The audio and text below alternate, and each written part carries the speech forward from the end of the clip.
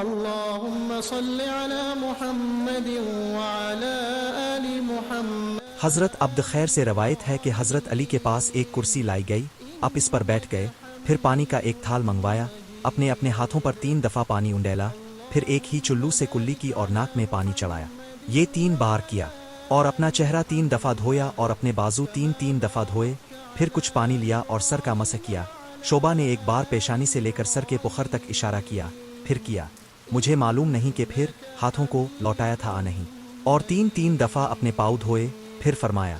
جو شخص پسند کرتا ہے کہ رسول اللہ کا وضو دیکھے تو وہ جان لے کہ یہ اب کا وضو ہے۔ امام ابو عبد الرحمن نسائی لکھتے ہیں، سند میں یہ غلطی ہے، صحیح نام خالد بن علقمہ ہے نہ کہ مالک بن عرفتہ۔ سنن نسائی 93، کتاب وضو کا طریقہ، باب چہرہ کتنی دفعہ دھویا جائے۔ اللهم بارك على محمد